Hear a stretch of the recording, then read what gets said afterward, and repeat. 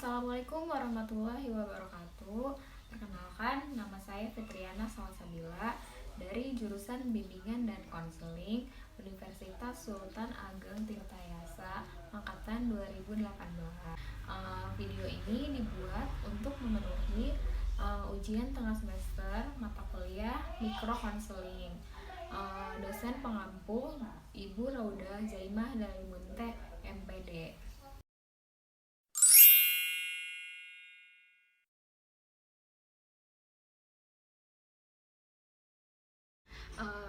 Berikut pengertian negosiasi kontrak dalam konseling, yaitu negosiasi adalah bentuk interaksi sosial saat pihak-pihak yang terlibat berusaha untuk saling menyelesaikan tujuan yang berbeda dan bertentangan.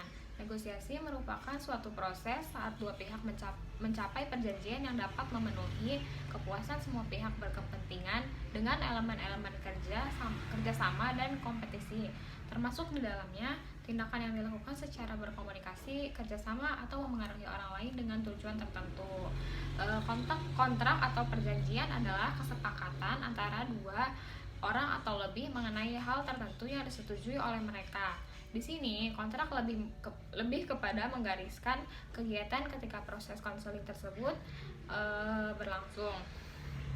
Nah, kemudian konteks tugas konselor berada dalam kawasan pelayanan yang bertujuan mengembangkan potensi dan memandirikan konseli dalam pengambilan keputusan dan pilihan untuk mewujudkan kehidupan yang produktif, sejahtera, dan peduli kemaslahatan umum.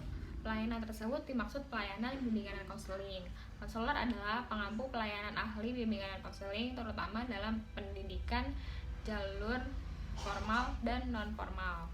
Kemudian ada tujuan dan strategi dalam negosiasi kontrak konseling. Tujuan dari negosiasi kontrak konseling yaitu agar proses konseling betul-betul berjalan dengan lancar antara konselor dan konseli.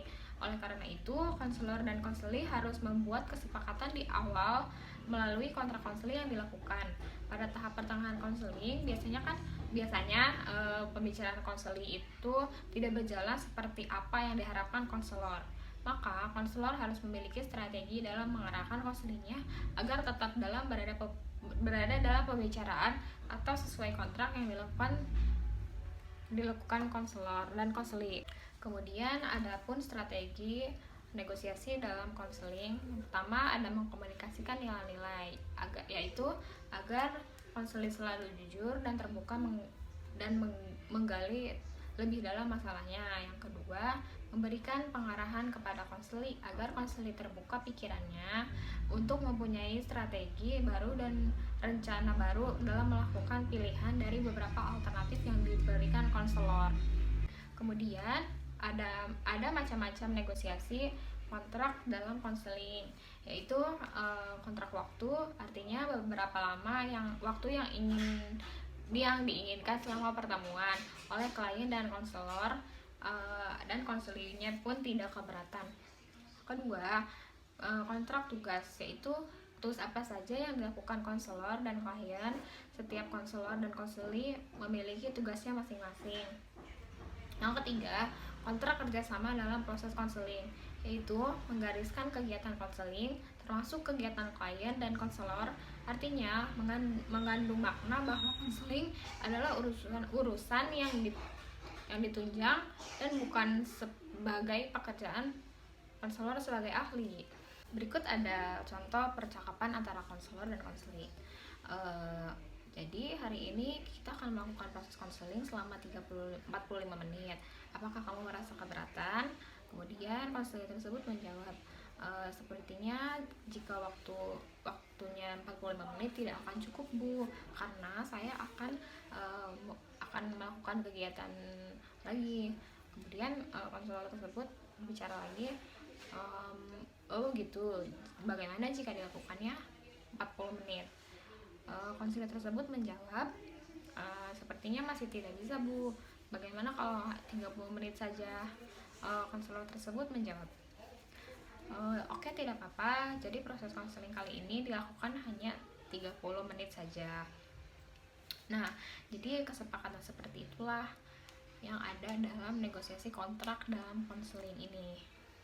Nah, yang kedua yaitu materi tahapan awal konseling, yaitu asas, penafsiran, dan penjajakan. Adapun pengertian asas konseling asas adalah segala hal yang harus dipenuhi dalam melaksanakan suatu kegiatan agar kegiatan tersebut dapat terlaksana baik dan mendapatkan hasil yang memuaskan. Penyelenggaraan bimbingan dan konseling harus memperhatikan asas-asas yang mendasari tugas-tugas pembimbingan. Keberhasilan tugas pembimbingan sangat dipengaruhi oleh kemampuan konselor dalam memenuhi asas-asas tersebut. Seorang konselor yang tidak memperhatikan asas bimbingan konseling akan menemui banyak hambatan atau bahkan menemui kegagalan dalam melaksanakan tugas pembimbingannya. Nah, adapun asas-asas dalam konseling yaitu yang pertama asas kerahasiaan, yang kedua asas keterbukaan, yang ketiga asas kesukarelaan, yang keempat asas kemandirian, kemudian asas kekinian, kemudian asas kegiatan, asas kedinamisan, asas keterpaduan, kemudian ada asas kenormatifan, kemudian ada asas keahlian, kemudian ada asas alih tangan kasus, dan yang terakhir asas tuturi handayani. Penjajakan yaitu proses, cara, perbuatan, penelaahan atau pendugaan dalam proses konseling. Sasaran penjajakan adalah hal-hal yang dikemukakan oleh klien bersangkut paut dengan perkembangan permasalahannya dalam hubungan konseling. Adapun 3 unsur pokok yang penting harus ada dalam penumbuhan mengembangkan hubungan konseling adalah empati, penerimaan positif, dan penghargaan dan kesegeraan. Nah, sedangkan arti kata dalam penafsiran yaitu upaya untuk menjelaskan arti sesuatu yang kurang jelas. Dalam proses konseling, tahap penafsiran yaitu apa yang terungkap melalui penjajakan merupakan berbagai hal yang perlu diartikan atau dimaknai ketertarikannya dengan masalah klien. Hasil proses penafsiran ini pada umumnya adalah aspek-aspek realita dan harapan klien dengan berbagai variasi dinamika psikisnya. Asas adalah hal yang harus dipenuhi dalam melaksanakan suatu kegiatan agar kegiatan tersebut dapat terlaksana dengan baik serta mendapatkan hasil yang memuaskan. Asas-asas bimbingan dan konseling merupakan ketentuan-ketentuan yang harus diterapkan dalam menyelenggarakan pelayanan bimbingan dan konseling. Kemudian penjajakan juga proses, cara, perbuatan, penelaahan atau pendugaan. Dalam proses konseling, penjajakan itu sendiri hal-hal yang dikemukakan oleh klien bersangkut paut dengan perkembangan dan permasalahannya dalam hubungan konseling tersebut. Mempersonalisasi arti adalah respon konselor yang memungkinkan klien memahami pengalaman yang ia alami itu penting bagi dirinya. Mempersonalisasi arti adalah langkah pertama menuju pemahaman klien tentang kedudukannya dalam hubungan dengan tujuan yang mereka inginkan. Konselor mempersonalisasi arti jika ia menghubungkan secara langsung arti dari pengalaman klien. Konselor sebenarnya tidak tahu sama sekali tentang mengapa pengalaman itu berarti bagi klien.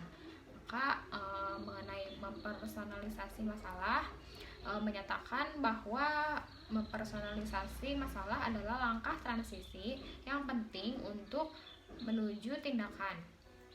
Konselor meminta klien untuk mengambil tanggung jawab bagi kehidupan mereka dan melihat dirinya sebagai dari sumber masalah mereka tersebut.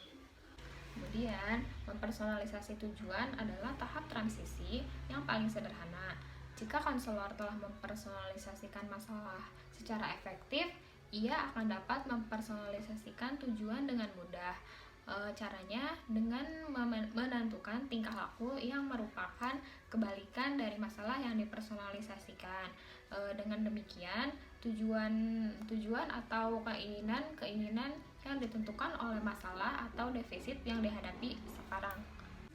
Dalam membuat penafsiran dan penjajakan, konselor berusaha menjajaki atau menafsirkan kemungkinan mengembangkan isu masalah atau merancang bantuan yang dimungkinkan oleh klien, yang mungkin dilakukan oleh konselor, yaitu dengan membangkitkan semua potensi klien dan dia menentukan berbagai alternatif yang sesuai bagi antisipasi masalah tersebut. Nah, jadi itulah materi yang saya sampaikan mengenai tahapan awal konseling, yaitu menegosiasikan kontrak dalam konseling, dan yang kedua asas, penafsiran, dan penjajakan dalam konseling. Mungkin seperti itu saja materi yang bisa saya sampaikan. Kurang dan lebihnya mohon maaf. Saya ucapkan terima kasih untuk semuanya. Wassalamualaikum warahmatullahi wabarakatuh.